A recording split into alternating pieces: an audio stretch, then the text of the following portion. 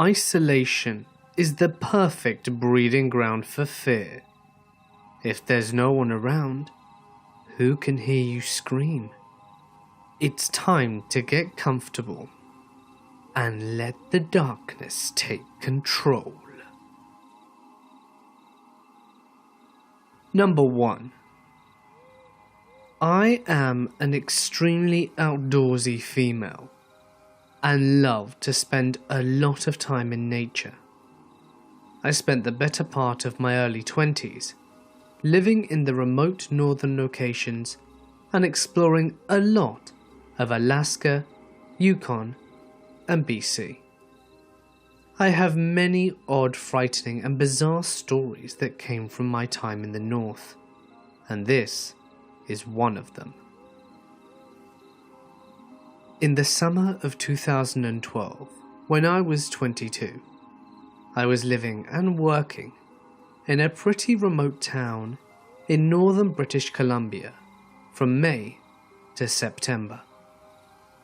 The place I worked at was a campground in a provincial park on the Alaskan Highway, 4 hours north of Fort Nelson and 2 hours south of the Yukon/British Columbia border. The best part about the park was the fact that it had a beautiful natural hot springs, which attracted tourists from all over North America every summer. I lived in an old trailer on a separate part of the campground, where the rest of the staff lived. I quickly got used to living in a place that had no running water, no electricity, no cell phone service, and no internet.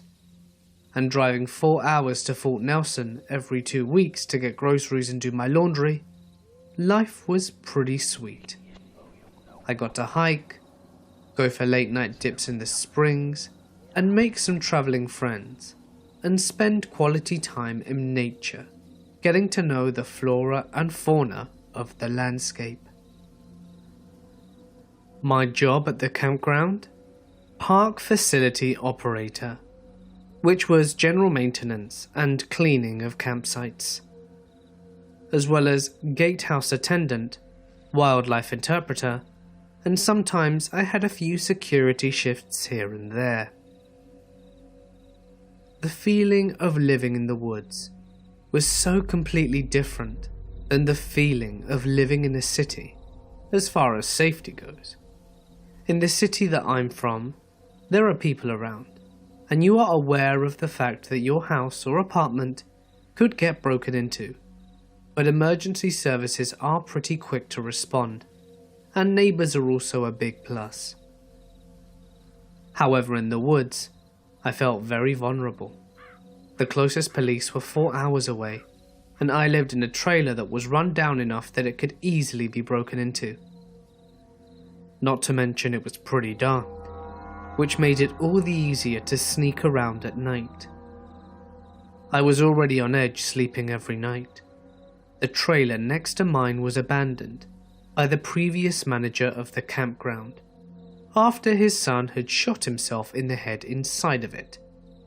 The previous manager had promised numerous times he would hire a company to drive up from Fort Nelson and tow the trailer away. But that never happened. Not whilst I lived there, at least. And nobody seemed to care about it too much. I went into the trailer once, saw the blood and brains were still on the wall, and never went back again. Back in the 90s, there was also a fatal bear attack at the hot springs. We all had to read the incredibly gruesome and detailed police report for our bear aware training. So yeah, unsettling to say the least. One night, at probably around 2 in the morning, I'm asleep inside my trailer and am woken up by a very loud banging on the trailer door. Reasonably shaken, I look outside the window next to my bed, and I see a car with its lights on and 2 men standing at my door. I can feel the blood drain from my face. This is the moment I've been scared of the entire summer. Through the door I say, "How can I help you?" And one of the guys, clearly hammered out of his mind, starts rambling on about something. No matter how hard I try, I cannot understand what he is saying. I say, "Sorry, I don't understand what you're trying to tell me." And the other guy starts frantically trying to explain something in the same drunken state as the first guy. I decide at this point that they don't mean any harm, and I open the door to speak to them. They look visibly shaken, and I can tell that they are desperate for my help, but don't have the mental capacity of a sober person enough to coherently tell me what is wrong. One of the dudes starts telling me a very long story that I managed to piece together through all of his slurring and hiccuping. Basically, he says that him and his friend are on vacation, and they came up from Fort Nelson to party. They had a really long drive, but were at the hot springs and they were having beers. And they were sorry about having beers. They weren't drunk, clearly. And then he drops the bomb that someone is running around the camp, stabbing people.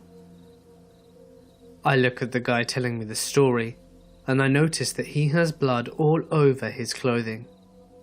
I say, "Someone is going around stabbing people?" And he replies, "Yes, someone's running around stabbing everyone." Then the other guy yells, "Come on, let's go." And they hop into the aforementioned car and sped off, before I got a chance to question them further. Now I'm standing at my trailer door, in the darkness, alone, thinking that there's a maniac running outside wielding a knife. I have no phone, and I know that the only person who has a phone is the ranger, and his cabin is about a 5-minute walk away from my trailer. I remember at that point that I do have a radio, so I run inside my trailer, lock the door, and try and get the ranger on the radio. Of course, his radio is switched off, and the only thing I think I can do at this point is to go to the ranger's cabin and notify him of the situation. I slip out of my trailer and run through the darkness across the maintenance ground, past the creepy suicide trailer, and through a thicket straight towards the ranger's cabin. Every single noise I hear from the surrounding forest is making my heart pound faster. I keep imagining this maniacal man sneaking through the bushes, entering people's tents, and slashing everybody like some bad horror film. I get to the ranger's cabin and pound on his door. He answers within a few minutes, visibly sleep deprived, and I tell him the whole story. Whilst I'm there, he calls the police, and he tells him that they are on their way and will be there in 4 hours. The ranger grabs his gun, walks me to the back of the trailer and says, "Don't let anybody in." I stay up the rest of the night, listening for any sort of disturbance around me. The intense kind of listening, where you're concentrating so hard on any external sounds that might be made, that you almost feel death from the silence. After about 2 hours of doing this, my trailer starts rocking back and forth. I freeze. My heart drops. I can hear the sound of someone breathing extremely heavily, and I'm thinking, this is it. The knife-wielding maniac is going to murder me, and this trailer is going to have to be another one which they will have to tow away. I'm just sitting there on my bed, in my trailer as it's rocking, waiting for the maniac to stop tormenting me and just break the window and stab me. I am listening intently to the heavy breathing, and that's when I hear a grunt, a very non-human sounding grunt. I get a feeling that it's not what I think it is, and I peer out of the window, and I see a bison, is scratching its back on the side of my trailer, causing it to rock back and forth. The RCMP get there around 6:30 AM and proceed with their investigation for about 10 hours. They close off the springs and the entire campground turns into an episode of CSI. We don't hear anything about what took place during the night until the investigation is over. Apparently, there was a guy at the springs who made a lewd comment about one of the females in another group, which resulted in an argument. The guy disappeared and returned an hour later with a knife, stabbed 2 of the guys in the group, and booked it back to Fort Nelson. Not before stopping at my trailer with his buddy to tell me, of course, of the incident. Yeah, one of the guys at my trailer. He was the dude stabbing people. My guess is that him and his friends stopped by my trailer to try and make it look like they were innocent. Drunken logic. The 2 guys that were stabbed survived, which is good. For many days following this incident, I was cleaning up blood-soaked clothing and rags from all random places over the campground. So, knife-wielding maniac, let's not meet again. Number 2. From 2012 to 2013, I did a lot of hiking in and around the coastal range of Oregon. I would frequently go out by myself for days, and coming to town to restock on food if necessary. It was commonplace for when I was in town to spend the whole day hiking back the 4 hours to where I was camping at dusk. The trail I took wasn't well travelled and looked more like a deer path than anything.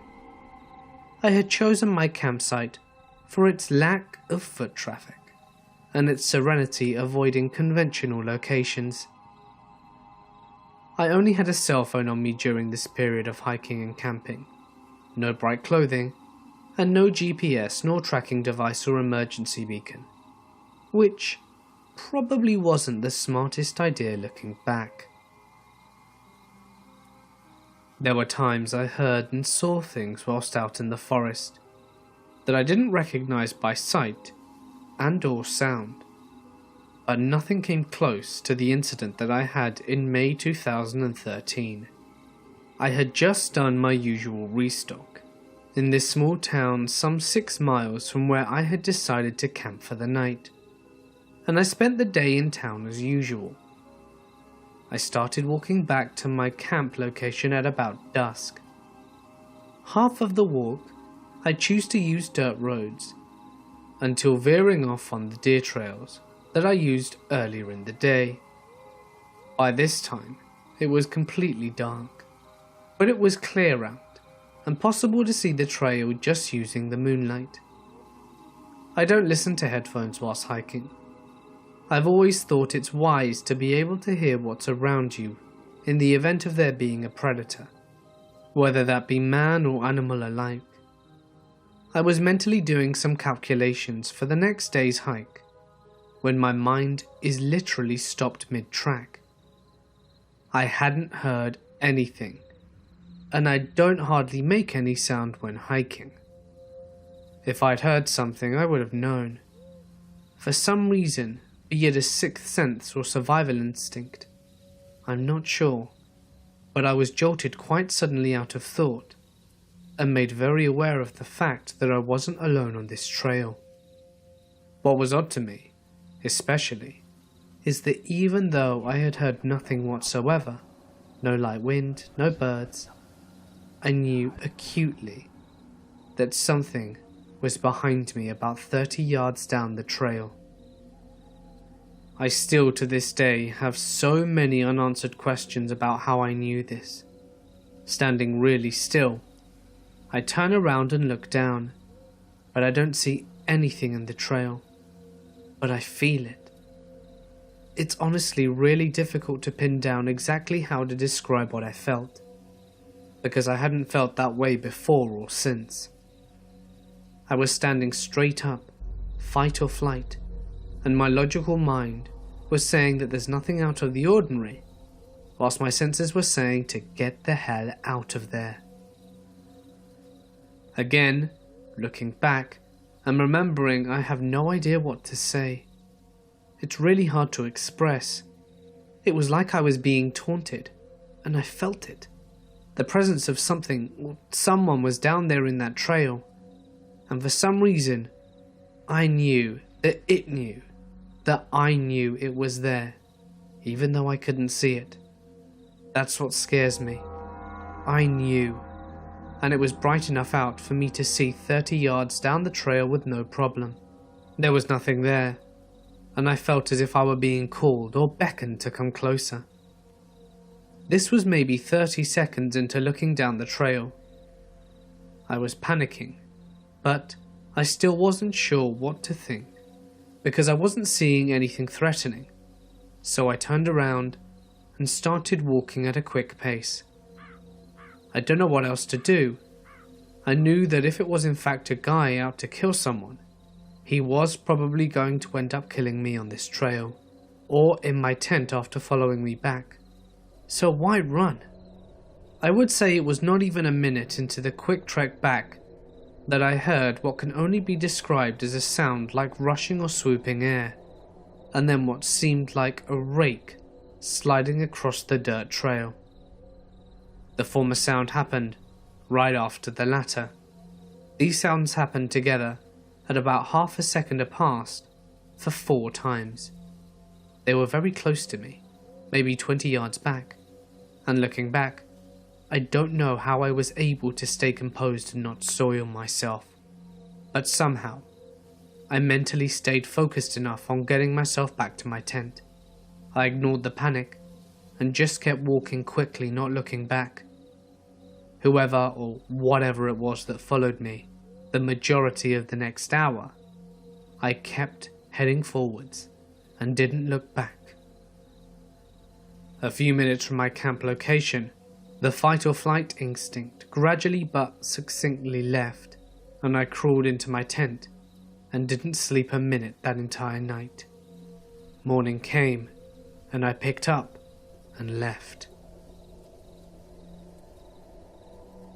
Number 3. I grew up on the countryside, right next to a national park, frequently visited by nature lovers and bird enthusiasts. It was the kind of park where you're not really allowed to bike or ride horses, only walk or run. But 10-year-old me felt that this was a stupid rule, and so I did anyway, because the trails were perfect for it. I knew fully well that I wasn't supposed to do that, and was caught a few times, but nothing much came of it, apart from a half-hearted, "Don't do it again," and of course I did. Until one day, something frightening happened that made me stop. My family were horse breeders, and I would often take them on horse rides, usually into the Forbidden Park. This day, very early in the morning, the first day of summer holiday, it was beautiful outdoors, misty and foggy, yet a sky that promised a sunny day ahead. Since it was so early, before 6 a.m, I knew that there wouldn't be anyone on the trail to see me. So I set the horse off at full speed along the trail. I only slowed down on the part of the trail that got steep on one side, leading down to the river, because the thought of one step too close to the edge was too much even for a kid with next to no non-existent risk assessment skills.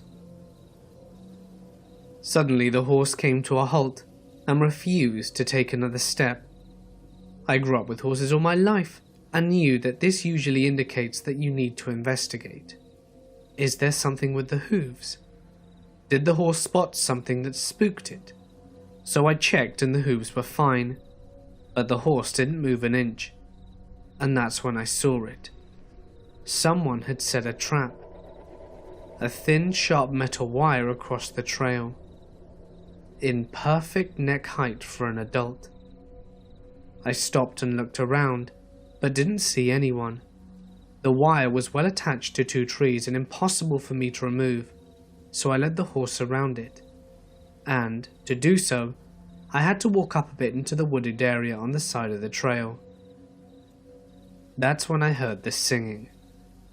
The song is called Hey Tom Tegubar, and it was that particular melody, but the lyrics were different and sung in a muffled, sniggering voice.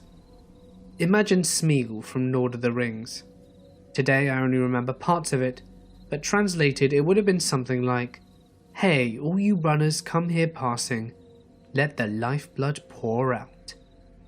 I, as silently as I could and with my heart in my throat, backed away and got up on the horse and hurried back the way I came as fast as I could. I knew I had to tell someone about it, but at the same time wanted to avoid admitting to riding a huge and very forbidden horse on those protected trails. So now I had a problem. The old stories about a mad old man living in the shed in the woods, a shed that was once a cottage for a local hunter, came back as I hung on the horse for dear life. I got home and told my older brother what had happened, and he went back there with me in tow. We found the wire trap, and after a while of searching, we also found a spear-like pole in the ground, right on the spot that you'd land after you came running and jumped over the fallen tree on the trail. That's when we called the police. The area was searched and several similar traps were found, but no sight of the old man. The following summer though, there was big news in the local paper about spear-like poles being found right under the water's surface, directly under the little tower you're supposed to dive from at the lake. And black garbage bags filled with big rocks were found on the narrow bridge crossing the river, so that if a car had hit it, there's a chance that it would have gone off the road and straight into the water. Number 4. When I was about 10, me and my friend were walking on a road near the river when we spotted a tipped-over canoe. Having been in the fairly shallow river many times before, I didn't think twice about stepping in to push the canoe up and out. But just as I leveraged, the ground seemed to disappear. I was sucked down into a pit and tumbled around like a rag doll, only to be spit back out maybe 20 feet downstream and sucked under again. This happened over and over, as my friend was running alongside trying to get a hold of me. Luckily, I was being shot to the surface often enough to get a little air before going under. He eventually reached me with a branch, and I was able to get out. We didn't make a second attempt on the canoe, and didn't tell anyone about the experience for fear of getting in trouble. But a couple of days later, we learned that an elderly couple had just drowned upstream. Their canoe tipped over, and the undertow took care of the rest. I was nearly killed trying to get the same canoe that had just killed 2 people. Number 5. I was about 13 years old, walking through a small section of pines back to my grandmother's house. It was a really dark and cloudy day, and was walking under the trees as it was very dim. As I walked, I saw a kid sitting underneath a tree ahead. This was a relatively rural outskirts of a small town, and there were only a few kids that lived around. I walked up to him to see who it was, as I didn't think I recognized him, so I stepped closer. It was a young boy, head down, gaunt and skinny. He was wearing burlap or wool pants, a ragged dress shirt, both very dirty and dingy. He had what looked like 2 little tin can wagons or cars, and was pushing them around in the dirt.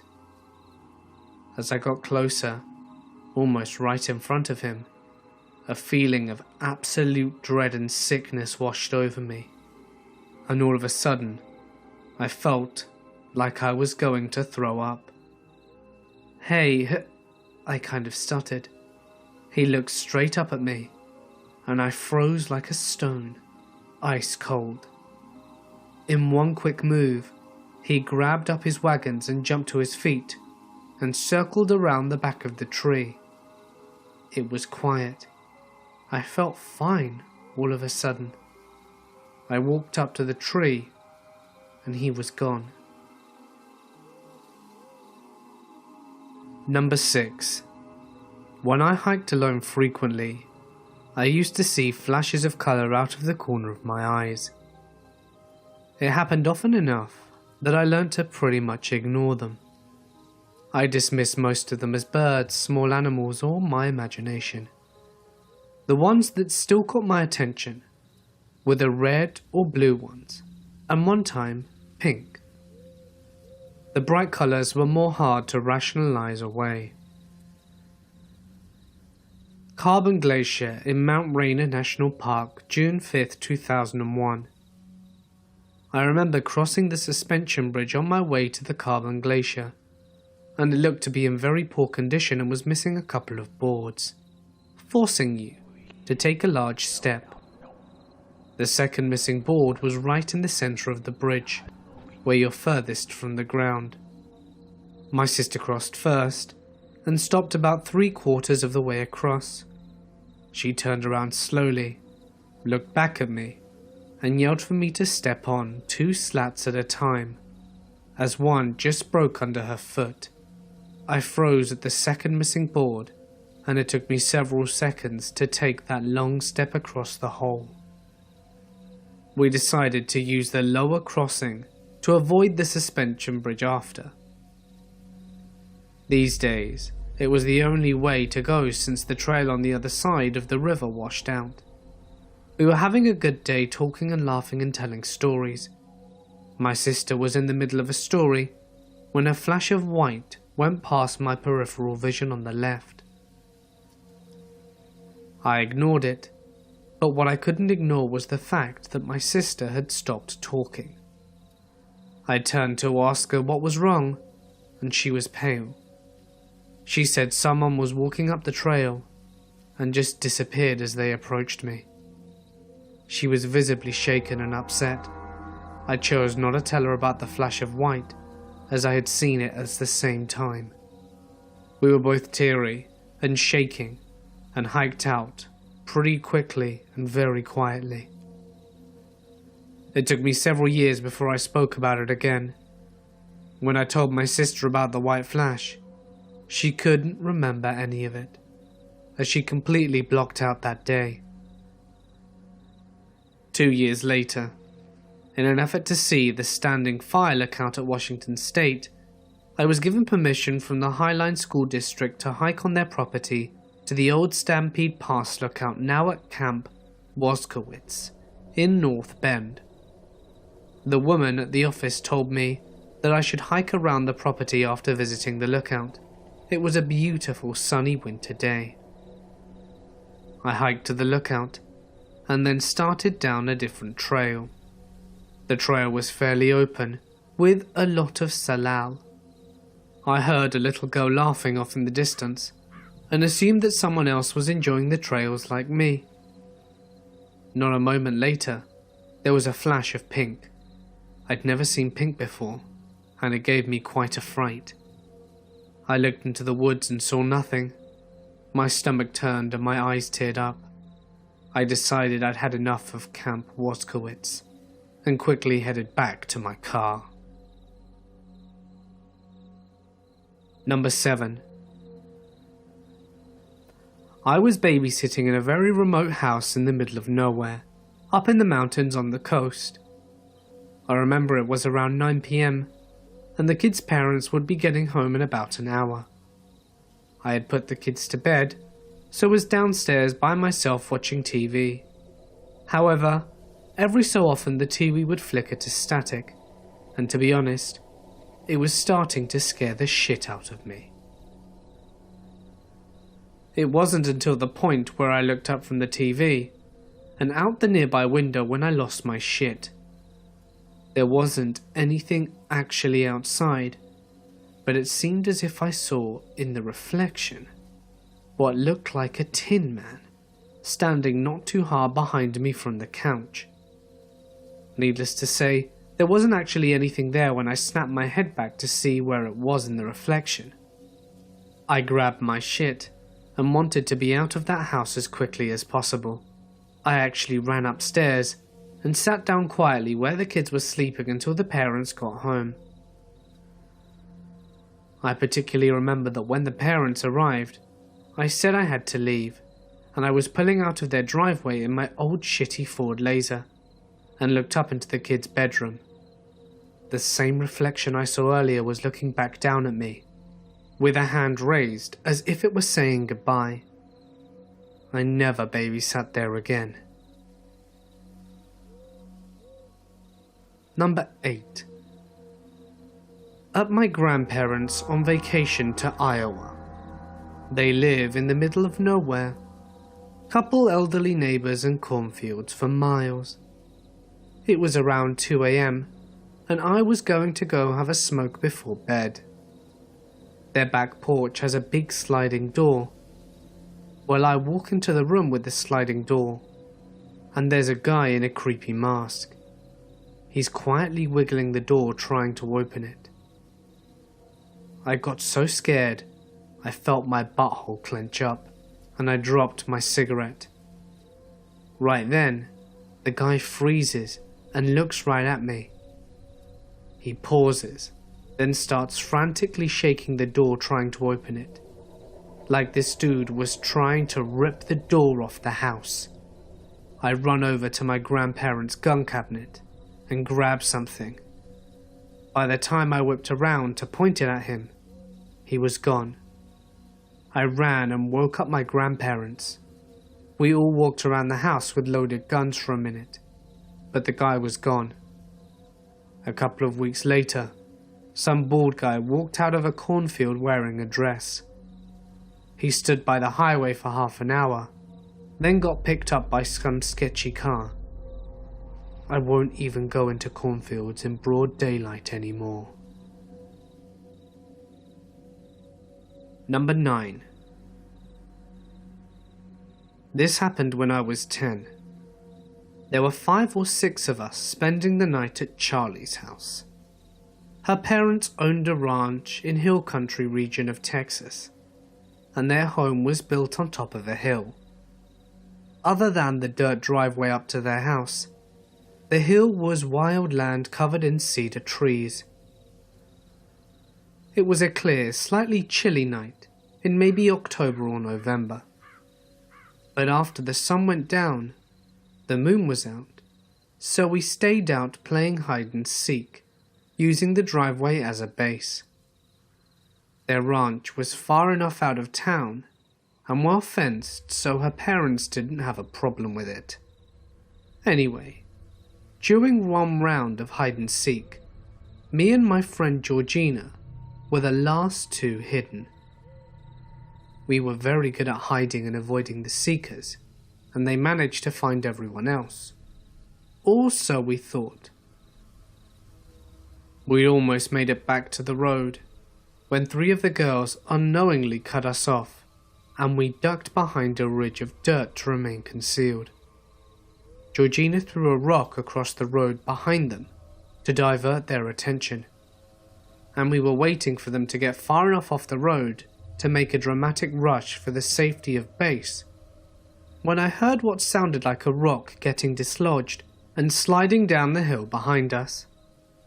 I thought Georgina might have done it, so I didn't say anything, but she kind of looked at me and asked if I was okay. I was about to reply when we heard what sounded like one of our friends, Charlie, the ones whose house we were staying at, calling from away down the hill behind us.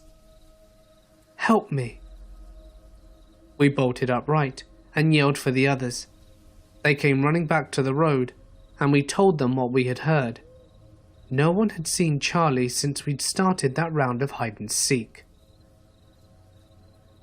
We took them to the spot where we were hidden, and from there we called Charlie's name. For a moment, all was quiet. Then, faintly, even further down the hill, we heard her say, Help! I'm stuck!" We panicked and ran up the driveway as fast as we could to get to Charlie's parents. When we burst through the kitchen door ready to yell for her mum and dad, she was there at the bar eating a popsicle. "I wondered how long it was going to take for you all to find me," she gloated. We all flipped out, in the only way 10-year-old girls can. Her parents heard us freaking out downstairs and came down to see what's going on. We told them what happened, and her father grabbed his shotgun, got into the truck, and went to drive around the ranch, making sure that there wasn't anyone on the property who wasn't supposed to be there. He didn't find anything. I've always wondered what we heard that night. We didn't talk about it much, but I know it remained in all our minds every time we stayed there past sundown. Number 10. I live in a small town in rural Australia. I am a cyclist, and I coordinate sport events, marathons, and sell bike gear and whatnot. Around 6 AM, I drove my bike up the mountains, and on the way, I passed a woman sitting by the side of the road. At first I thought she may have been a hitchhiker, but there were no hotels around and she had no bags. I stopped my car around 400 meters away from her, grabbed a bottle out of the car boot, and walked down to see what was going on. At that moment, I realized she's one of the most gorgeous women that I had ever seen. She was probably in her 20s, pale as hell, long wavy blonde hair to her hips, and one of those really German hourglass kind of figures, with these deep blue eyes. She was wearing one of those long summer dresses that beach kids seem to love, which was friggin' weird for the middle of the Australian bush. So I walk up to her like, oh my god, but I'm also thinking, what the hell? I hand her the bottle of water and ask her if she's lost or needs a lift back to town. She just stares at me, doesn't take the water, and doesn't blink. I think, oh shit, is she some kind of crazy? So I ask her if she ran away from somewhere, and she just says, no, and hadn't blinked yet. So I ask her if she's waiting for someone to come pick her up, and she says no again. I ask her where her house is, and she says, here. Keep in mind I am halfway up a mountain, and there are no houses here at all. So I was kind of starting to get creeped out by this lady. I walk back to my Jeep, and I was going to start driving back down the mountain and call the cops and get them to come pick up this lady. And she follows me. I was like, look, are you sure you don't want me to run you back to town? And she just says no again. So I'm all like, look, I don't feel comfortable leaving you here in the middle of nowhere. Please let me take you to the police station. And she just turns around and walks off into the bush, miles from anywhere. And I'm sitting there like, what the actual hell? And then I started to get really scared when the bug and bird noises started to come back. It made me realize I hadn't heard a single other sound whilst I was speaking to her. No magpies, no crickets, no early morning sounds at all.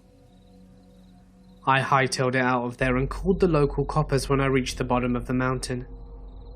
Basically, I said there's a woman up in the mountain who refused to get into my car, and then realized how stupid that sounded and hung up.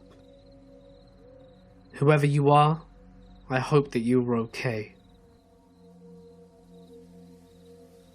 Hey guys, it's Mort here, and thank you so much for listening. As if the outdoors weren't creepy enough already, am I right? Just a reminder that I've launched my merch store, so if you'd like a unique and limited edition piece of Mortis Media merchandise, get your hands on a t-shirt quickly, as stocks will not last forever.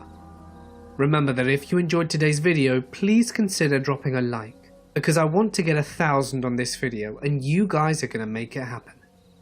As well as leave a comment, as it's a great way to help support the channel and I really appreciate it.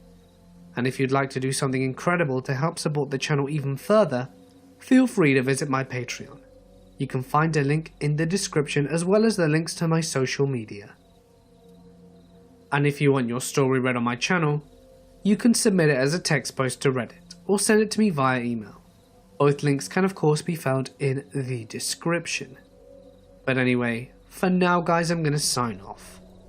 Stay awesome, and I'll see you in the next one.